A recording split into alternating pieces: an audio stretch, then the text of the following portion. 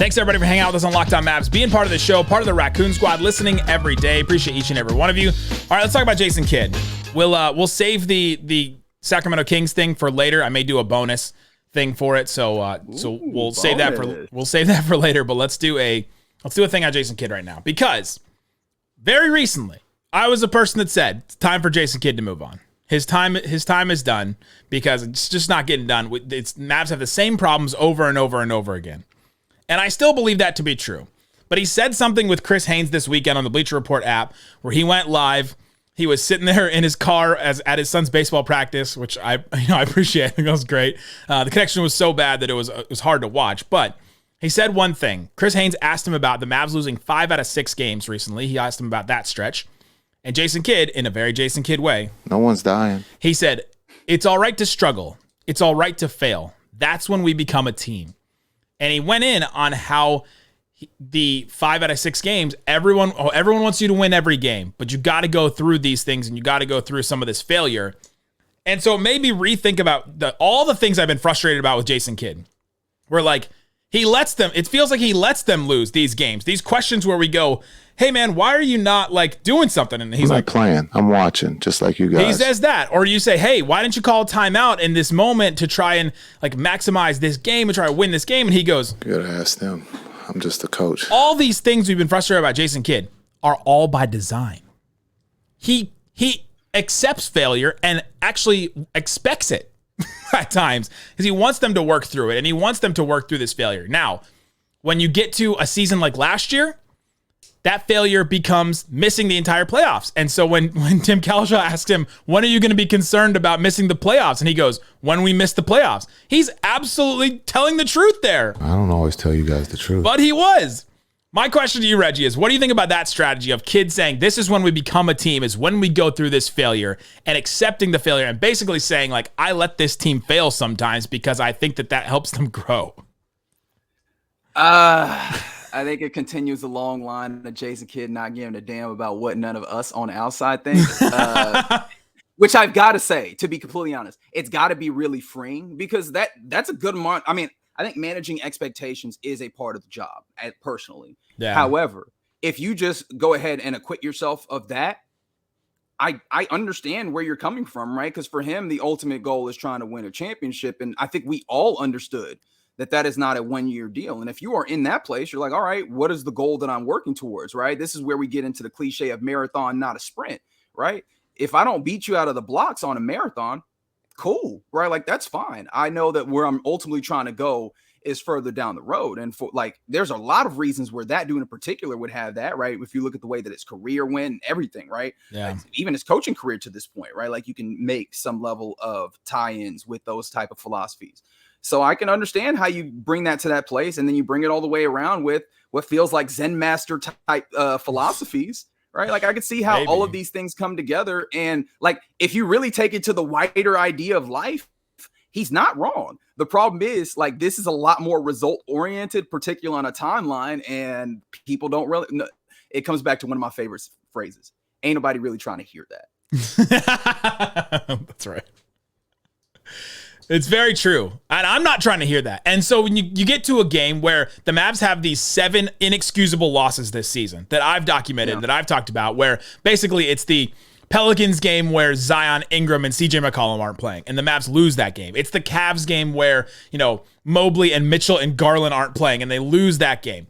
And Jason Kidd doesn't care, right? He doesn't care if they lose that game, because he's trying to get the bigger long-term. He's always playing the long-term strategy of I've got to get this team ready. And so we've seen this team rise in big moments and make the Western Conference Finals. When he believes in this team, when the team believes in themselves, when they all can get there and tap the Ted Lasso believe sign together, right? When they can all do that together, then all right, he's locked in and I'll coach. And we've seen Jason Kidd coach his ass off in certain games and certain moments.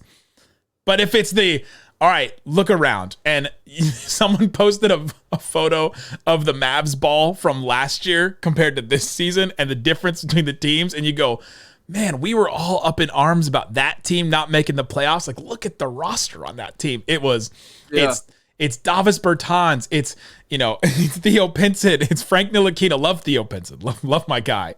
But like, you just start looking around and you go, man, this team was like tough. Reggie Bullock is not playing for the Rockets right now. Maxi Kleber was, Dwight Powell was the starting center still. Like Christian Wood. I mean, you just start going through this roster and you're like, man, why do we care so much about that? But Jason Kidd looked at the roster and go, hey, it's not happening for us this year. And hey, I'm going to let them fail and see if they can figure out how to win.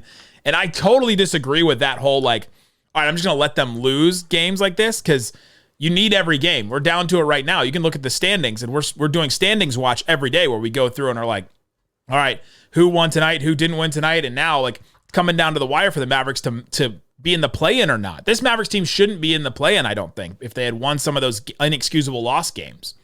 Jason Kidd doesn't care about that. And it's like, hey, I'm going for the long term. And so maybe if he had stepped in and they had won some of those games, then maybe they're not as good long term. But I don't know. It seems like it's the bet Jason Kidd is making, though.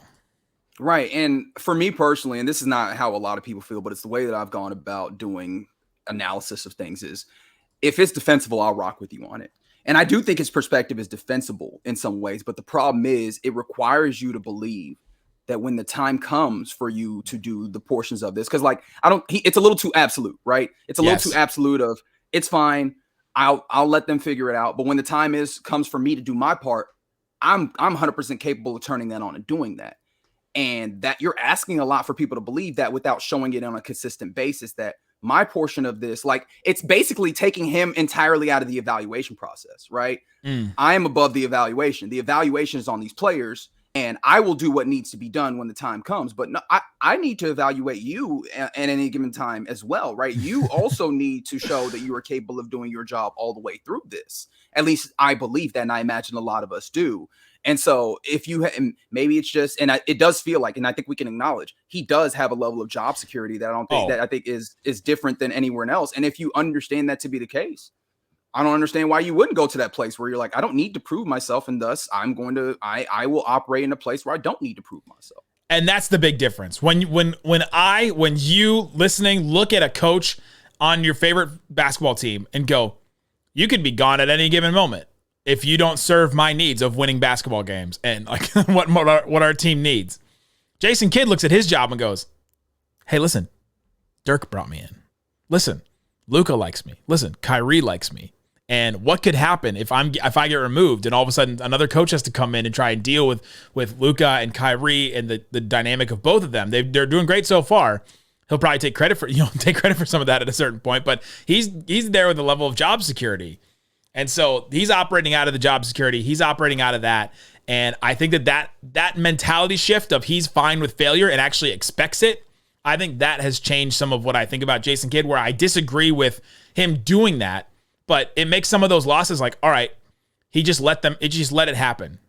So it's like, okay, well, do I think at least there is a plan, even if it's not one that you agree with? That's right. That's right. Okay. Well, right, because if they were just losing these games, and we were like, and he goes, you know what? No one's dying. It doesn't matter. It's like, okay, well, at least right. At least there's a lesson behind it, At least there's something being taught about it instead of we don't really care. When will you be concerned if you miss the playoffs? I don't know. When we miss the playoffs. It's like, okay.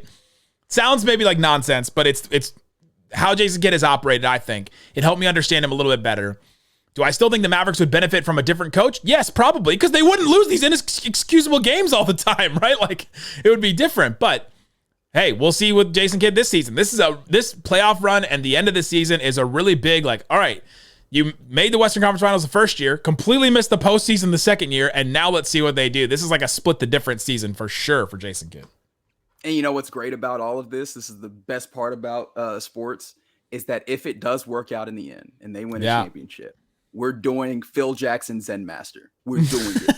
We're so doing it. He was so right all along. This puppet master, psychologist, he played all the right cards. We're so doing it. Who were those idiots that were calling for Jason Kidd to get fired? How do they look now, right? My gosh. We will probably.